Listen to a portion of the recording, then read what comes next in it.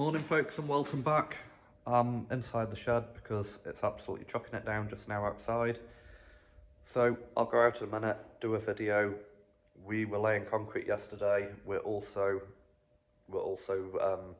just about to start some work on the solar system. Been working all last weekend on the Land Rover Defender, nothing interesting, mainly bulkhead alignment problems, chassis problems. I'm not going to go into that on YouTube, but I did put a post on Facebook. We've had quite a lot of problems with that. We are getting there now, but a lot more fiddling, a lot more cutting than I'd like to do on a galvanised chassis and bulkhead. But right, we'll jump into the main video. So I didn't get a lot of footage yesterday. It was very hectic. We laid 8.16 cube of concrete on that bay. It's about 8 inches thick. There is weld mesh in it.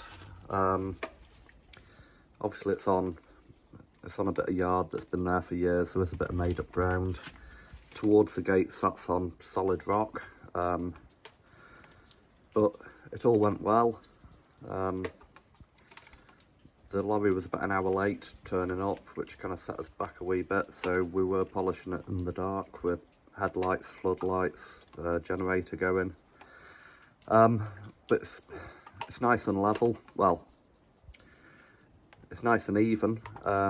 It's deliberately got a slope on it, so from where the transit van is down to here, it's got about 2 inches of slope. From that gate post down, it's got about 4 inches of slope, and from that gate post down, it's got about 3.5 inches of slope. So the idea is this section all heads into this grid. We didn't bother pouring this because that would have been another mixer load, and that's going to be thinner because this is a high traffic area. People have asked, why did I put 8 inches of concrete? You only need 4.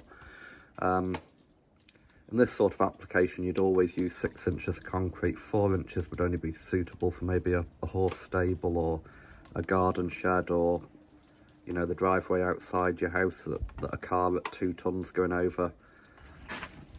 That JCB 3CX is 7 ton unloaded, and the mini digger is 3.5 tons. So, you know, that's our entrance, that's our main entrance. There is one round the back, but this is where we get pallets dropped off. And the reason I wanted this concreted is because I've bought a pallet truck now, just a pump truck.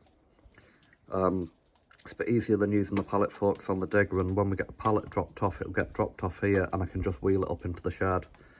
So this ramp here is getting redone, so it's a level threshold down to here.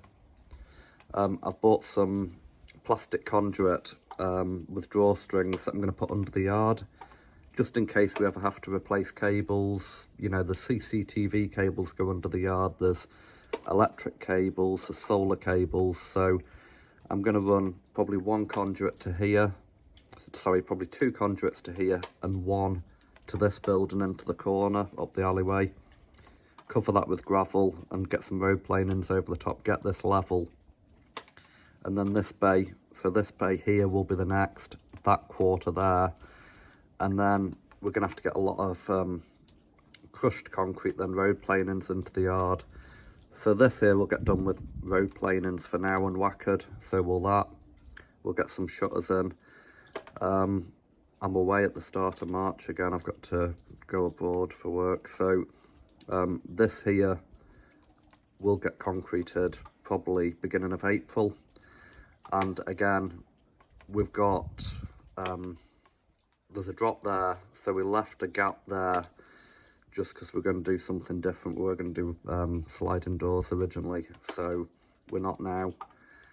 These doors, it doesn't rain in anymore. So what we're going to do, once this yard's done up to here, then we'll redo that ramp, probably do that with a barrow mixer. Just re-screed all that, so it all goes in the right direction. You know, just makes life easier. The worst thing living off grid, and I'll repeat this, it's not power, it's not water, it's not internet, it's mud. That's the biggest problem anybody has. Anybody living rurally around here, rains a lot and it's muddy. The tracks are muddy, the drive's muddy. That's been done with granite chips loads of times, and the money we've spent redoing the yard with expensive granite chips to make it look posh and raking it out, we could have concreted the whole lot. You know, 10, 15 years ago we could have concreted it all, and it would still be good now, you know. You know, if this is going to be a fancy yard and we don't like the look of concrete in 10 years time, we can always do resin over the top with some sort of chipping. But the reason we're also concreting it, we're just thinking of the future, you know. My dad's got Parkinson's, so his mobility is really bad. My mum had motor neurone disease, so I'm 44 now, I'm 45 this year. If anything happens to me, I'm going to be too bloody old in a few years' time to do any of this work, you know. It's getting a lot harder laying concrete and stuff now at 44-year-old than it did when I was 24, 34, 14. You've not got the energy anymore. So it's just easier to get it done now. Cat's having a wee drink, and just get it sorted, you know. So the plan really for this year is to get this bit up to the end of that shed done just now.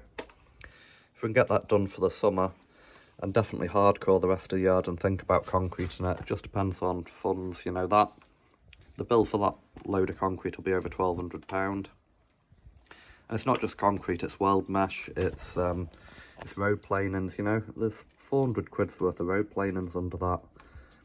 So with labour and everything, you're probably talking about £2,500 a bay, because there's 2 or 3 weekends prep work goes into that to get it right. We can all chuck concrete down and tamp it with a stick, but you know, when you're spending that sort of money, you might as well, you know, do it right. You can see the water flowing the right way.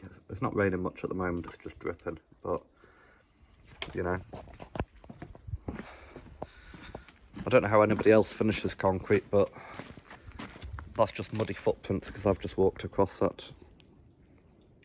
But I think that's a pretty good finish for a yard, you know. It's not as common over here doing concrete in your driveway or your yard, but definitely in Ireland it's the way people do it. So yeah, in the video I've just done outside, this is what I'm talking about, conduit. I don't know if anybody uses this. I call it conduit. It's rigid plastic piping that's smooth on the inside. It's a bit like a drainage pipe, and it's got a drawstring. I have bought some better nylon rope to run through it, because that drawstring always breaks, but we've got a 50-metre roll there, so I think we've got enough to go under the yard 3 times. From the corner of the shed where the solar kit is across to the bothy, I probably will put a 4-inch drainage pipe with a couple of 45-degree smooth bends. Again, I'm running a rope through it just in case. That would be where we would run, you know, phone cables, water pipes, you know, from that side of the yard to the other. And then, because we're putting the concrete a metre off any building, we can always dig that gravel up and put stuff under, you know, to the caravan or whatever. But that main thoroughfare, I am probably going to put some 4-inch drainage pipe just so we can run multiple cables. So the story with the off-grid solar system. My batteries are kind of playing up, and they've been really bad all winter, and it's those Hawker forklift batteries. I have a new pack at the back, which are newer batteries. They're only 2 years old. The Hawker ones have got 3 bad cells. I spent nearly a month looking at batteries, and this is quite an emotive issue seemingly on Facebook. People get quite upset about this. So we've been looking at batteries. We've been looking at LiPo 4 batteries, you know, these more modern batteries. I kind of thought we'd done a deal at one point to buy new batteries, and then it didn't happen. Not going to go into too much detail because I know there's a few people watching my YouTube. But I thought we'd kind of got a deal done at one point. We then got offered a deal off another company. But there is a lot of confusion over these modern batteries. So my kit's old. And my kit is based around lead acid batteries. It's older technology. I've just bought a new old stock solar charge controller, so I'm replacing the Outback kit. So that Outback inverter's going, and those 2 Outback charge controllers are going. And we are going to fit a Serbo GX so everything communicates to each other and works better. But there is a lot of confusion. Some people say you can use lithium batteries with no, well, you've got BMS, but no communication with the inverters. And then, you know, one company I was dealing with, they said we definitely do need the communication because they just won't work. Yeah, so all quite confusing. Everybody you ask gives you different advice. People that are trying to sell you something, I don't think possibly give you the best advice. They seem to be trying to sell you a battery, and there's one company, basically, we'd pretty much done a deal. I pretty much, I'd agreed to buy them, ready to pay online, and I sent a query to the technical department. I got an automated response back saying they'd be in touch. That was 3 weeks ago. So I didn't buy those batteries. I know it's a UK company and a lot of people are using those batteries, but I didn't buy them. And the reason I didn't buy them was I was quite worried that if they get here and I can't set that battery up, I need some advice from their technical department as to how to get them to communicate with the Victron Turbo GX that I'm going to be fitting, etc. If the technical department can't respond to emails, that's no good to me, folks. You know, I'm in a position in a company where my contract with that company, with the shareholder, states I have to reply to all emails within 24 hours. And I would have thought, you know, any company trying to sell you stuff and give good customer service, you'd respond to a customer within 24 hours, even if it was, we don't know the answer to your query, but we will get back to you, you know. So we've bought newer forklift cells. They're not brand new, they're 2 years old, 3 years old, sorry. So I've got new forklift cells coming this week. We're going to pull these old cells out. I'm going to stick the new cells there because regardless of what I'm saying now, we are probably going to go on to these modern LiPo4 lithium iron phosphate batteries, and it probably is going to be quite soon. The problem is, just now we do need better batteries, so I bought forklift cells that I can use, I can possibly sell on in the future.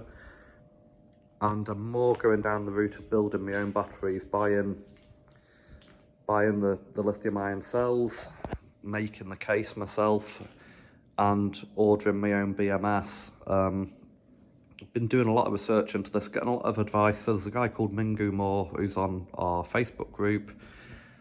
He posts quite a lot of videos like on Facebook on the groups, and he's built his own batteries, and he's phoned me and given me a lot of advice, a lot of good advice. And that seems to be the way I'm going to go. So I'm probably going to follow what he's done, but I'm not going to rush into it. Over the summer, we're probably going to build a couple of battery banks, and it's still going to be a big investment, but it's not the same as buying a ready-made battery. And by building it myself, I'll understand the BMS, I'll understand if the BMS goes wrong, because we were looking at another maker batteries called Set Plus, and then when I started watching YouTube and the YouTube reviews, there's a lot of people having problems with the BMS. So I think if you get decent cells, that's half the battle, but you've got to have a decent BMS, and this seems to be all the problems with these modern lithium iron phosphate batteries. It seems to be the battery management systems and communication. It's not the actual batteries. It's how they communicate and integrate to your system. So, and we've got quite a complicated, antiquated, old-fashioned system based around lead-acid technology. So you can't keep off the concrete, can you? Right, folks, so I'll just finish this video here. That's about all for today. It's absolutely chucking it down outside. Solar system ain't doing a lot today. I've got to nip into town and get some more bolts for that Land Rover. I've run out of 40mm M8 bolts again, and that seems to be what I'm using a lot to bolt down the rest of the back tub and everything, but it is all lined up. I had a string line on the bulkhead to the back tub, so it's all pretty bob on now after a lot of stress and a lot of sweating. Just waiting on some door hinges come in that should have come Tuesday, and then I think they're kind of lost in the post. So I need the door hinges to get the doors on and check all the alignment before we do much else, and then get the gearbox and the engine in. But that's it, folks. Thanks for watching, and we'll see you again.